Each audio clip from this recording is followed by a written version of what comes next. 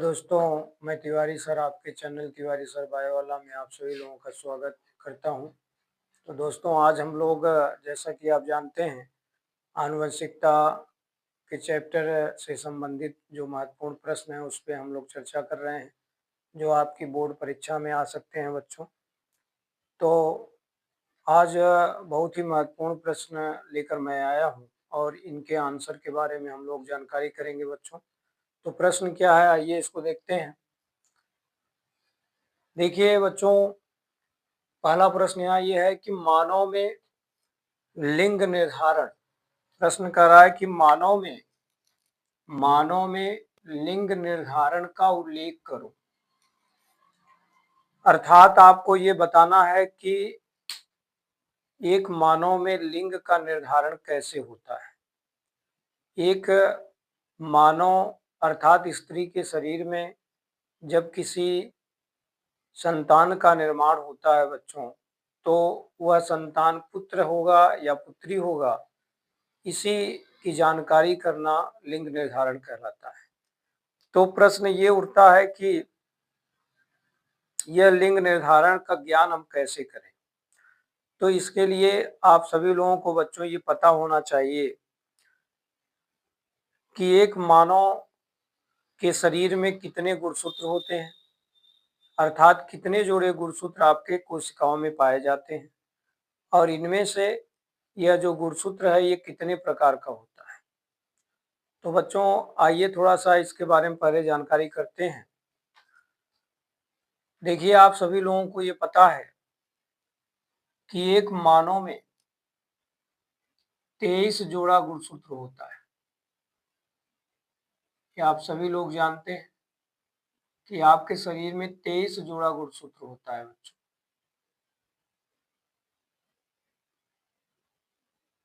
और ये 23 जोड़ा गुणसूत्र दो भागों में डिवाइड किया गया है काम के आधार पर, जिसमें से ये कहा जाता है कि 22 जोड़ा गुणसूत्र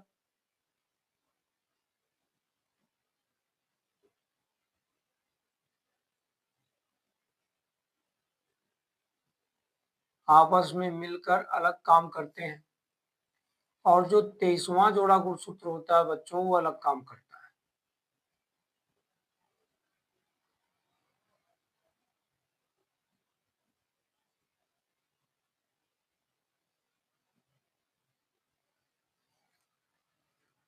अब सबसे पहला प्रश्न ये है कि ये जो 22 जोड़ा गुणसूत्र है, इस 22 जोड़े गुणसूत्र को बच्चों समजात गुणसूत्र कहते हैं।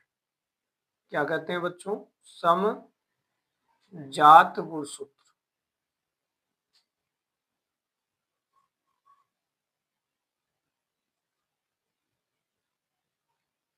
तो 22 जोड़े गुणसूत्र को समजात गुणसूत्र क्यों कहा गया? क्योंकि ये 22 जोड़े गुणसूत्र एक ही प्रकार का लक्षण दिखाते हैं और एक ही प्रकार का कार्य आपके शरीर में करते हैं। प्रश्न उठता है कि ये गुणसूत्र करते क्या है। तो इसका जवाब है बच्चों कि जो समजात गुणसूत्र होते हैं, ये हमारे शरीर में कायिक अंगों का विकास करते हैं। कायिक अंगों में जो भी लक्षण आते हैं,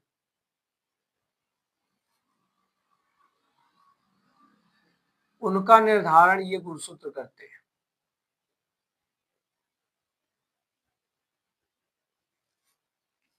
कायिक अंग के लक्षण का निर्धारण ये गुणसूत्र करता है। इसीलिए कभी कभी लोग इसको कायिक गुणसूत्र भी कहते हैं।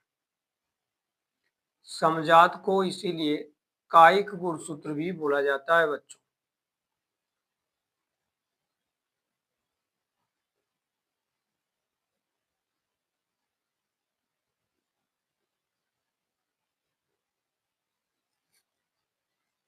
दूसरी तरफ ये जो 23वां जोड़ा गुणसूत्र है बच्चों, साइंस कहता है कि ये 23वां जोड़ा गुणसूत्र ही मानव में लिंग के निर्धारण का जिम्मेदार है। तो मानव में लिंग निर्धारण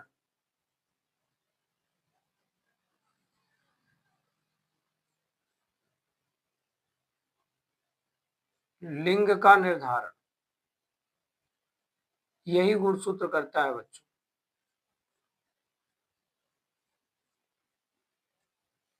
अर्थात यही गुणसूत्र आपको बताएगा कि पैदा होने वाली संतान पुत्र होगी या पुत्री होगी।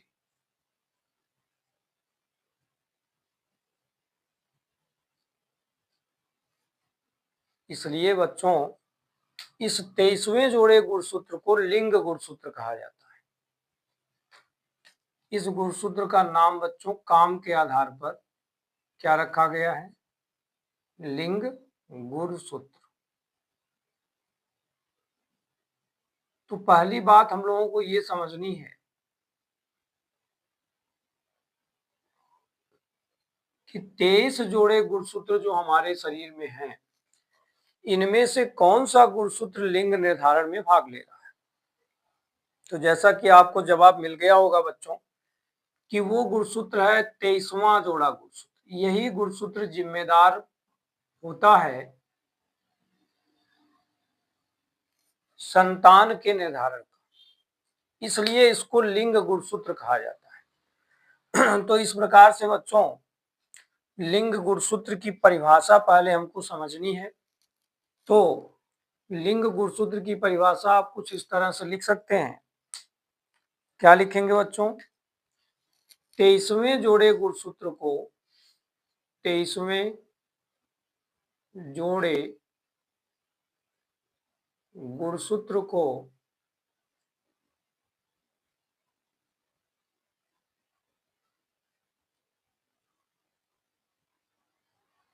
लिंग गुणसूत्र कहते हैं।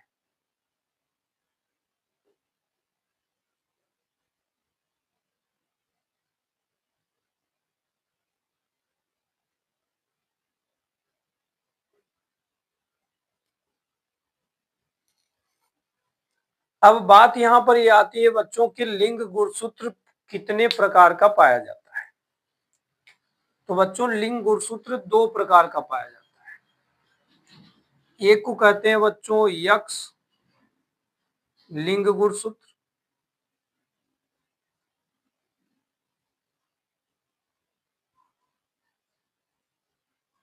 और दूसरे को कहते हैं बच्चों वाई लिंग गुणसूत्र। यक्ष और वाई नामक लिंग गुणसूत्र आपके शरीर में मौजूद होते हैं।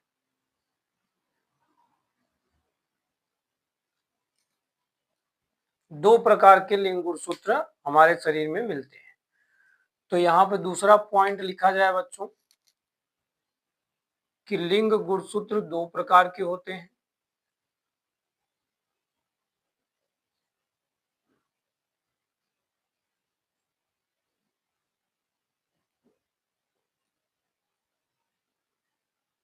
दो प्रकार के होते हैं।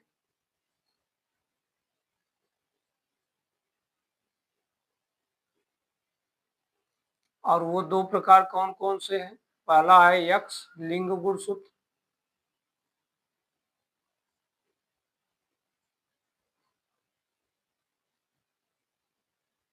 और दूसरा है बच्चों वाई लिंग गुणसूत्र।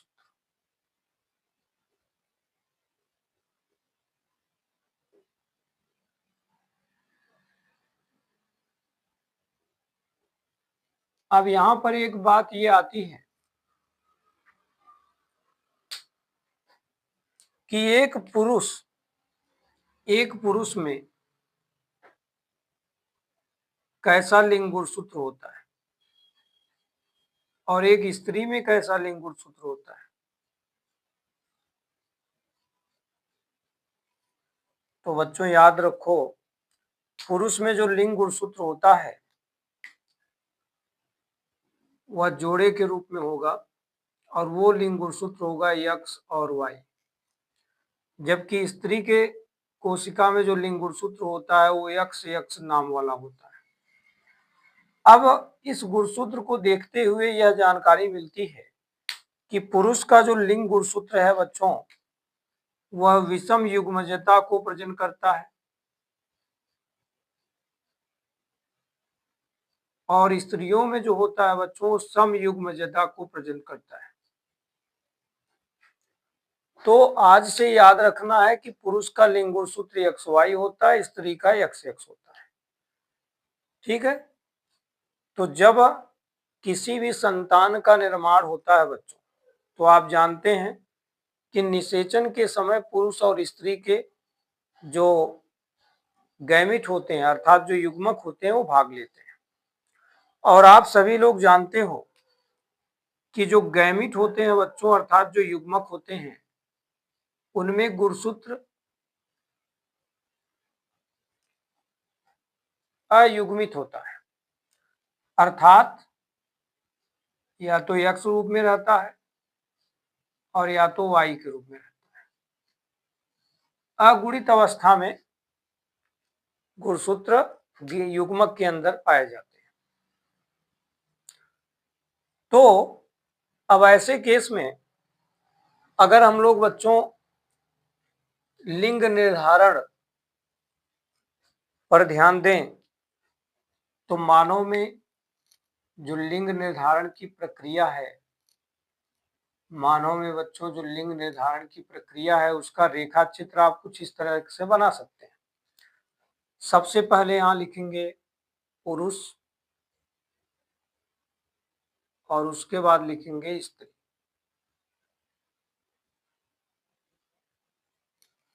तो जैसा कि हम लोग जानते हैं पुरुष का लिंग गुणसूत्र बच्चों XY प्रकार का होता है, जबकि स्त्री का लिंग गुणसूत्र XX प्रकार का होता है।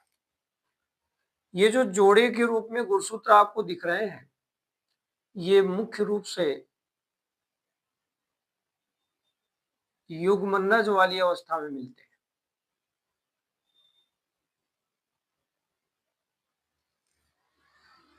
इसीलिए बच्चों इनको कहा जाता है विषम युग्मजता और इनको कहा जाता है सम युग्मजता। तो जिस वक्त ये दोनों निषेचन कर रहे होते हैं तो इनमें से एक एक गुणसूत्र ही उसमें भाग लेता है। इसलिए सबसे पहले बच्चों इसके अंदर पाए जाने वाले युग्मक का विभाजन हो जाता है कुछ इस तरीके से। जो युग्मक हैं बच्चों वो पहले अपने आप को एक दूसरे से अलग कर लेते हैं और उसके बाद तब इनमें निषेचन की घटना होती है। यदि हम पुरुष के युग्मक की बात करें तो पुरुष के युग्मक का नाम बच्चों क्या है आप जानते हो, रिप्रोडक्शन के पाठ में पढ़ा है। पुरुष के युग्मक का नाम स्पर्म है और स्त्री के युग्मक का नाम ओवा है, जिसको हिंदी में क्या बोलते हैं अंडान। क्या बोलते हैं बच्चों अंडान। और इनको हिंदी में क्या बोलते हैं शुक्राणु।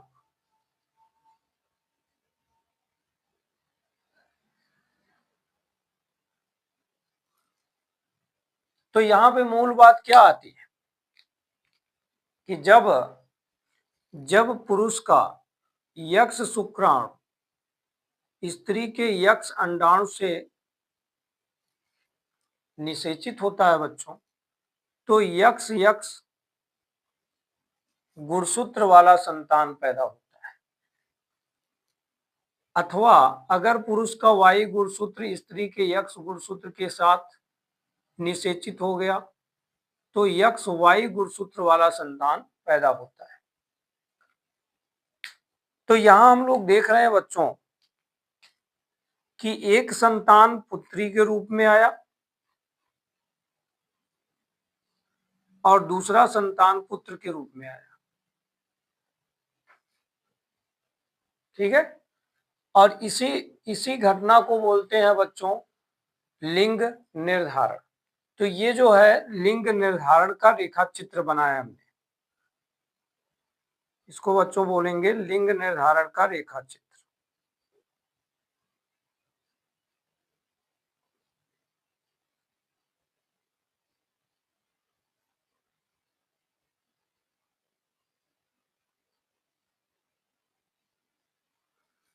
अब इस रेखा चित्र से निष्कर्ष क्या निकला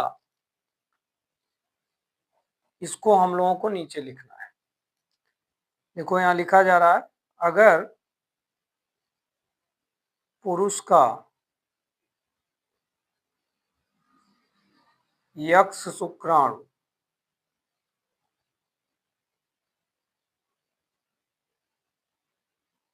स्त्री के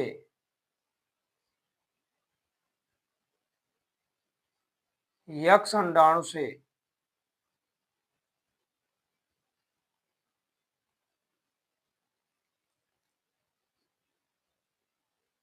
संलयित होता है अर्थात जुड़ता है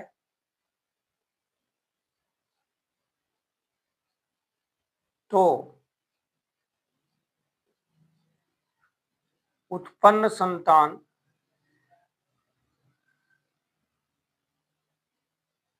पुत्री होगी।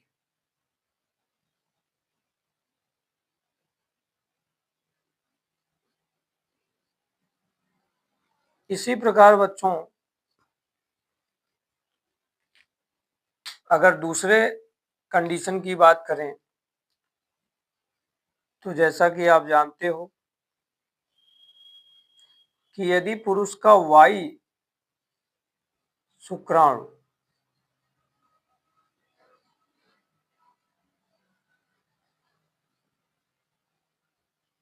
स्त्री के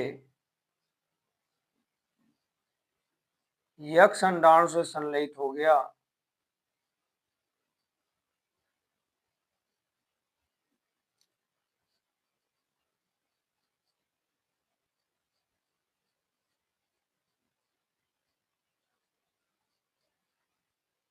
तो उत्पन्न संतान पुत्र होगा।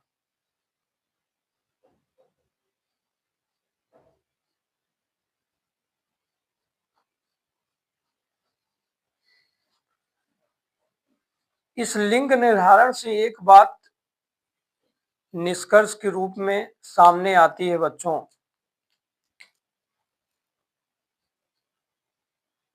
कि पुत्र हो या पुत्री हो,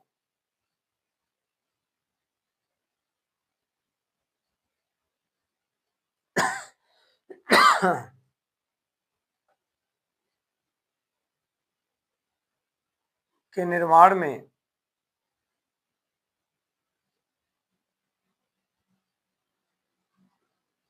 पुरुष का लिंग गुणसूत्र जिम्मेदार होता है।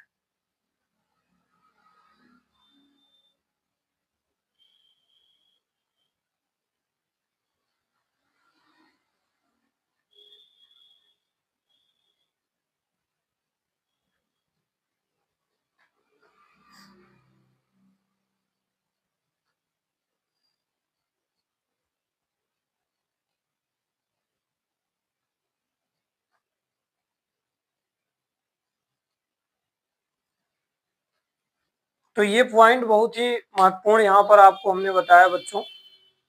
मानव में लिंग निर्धारण करने के लिए आपको ये रेखा चित्र बनाना है और इस रेखा चित्र में जो भी बातें हैं उनको नीचे लिख देना है। निष्कर्ष के रूप में एक बात यहाँ सामने आई है कि पुत्र हो या पुत्री, इनके जन्म का जो कारण होता है बच्चों वह पुरुष का लिंग गुणसूत्र होता है। पुरुष का लिंग गुणसूत्र ही इसके पीछे मेन कारण होता है। तो इस तरह से बच्चों आज हम लोगों ने मानव में लिंग निर्धारण के बारे में विस्तार पूर्वक चर्चा किया। यहाँ से आपके जो विस्तृत उत्तरी प्रश्न हैं उनको भी आप हल कर सकते हैं, साथ में जो 1 अंक वाले या 2 अंक वाले प्रश्न आते हैं उनको भी आप आसानी से हल कर सकते हैं। ठीक है, 1 नंबर वाले प्रश्न यहाँ से कौन कौन से आ सकते हैं, जैसे आपसे पूछा जाएगा बच्चों कि लिंग गुणसूत्र क्या है, तो आपको बोलना है 23वें जोड़े गुणसूत्र को लिंग गुणसूत्र कहते हैं।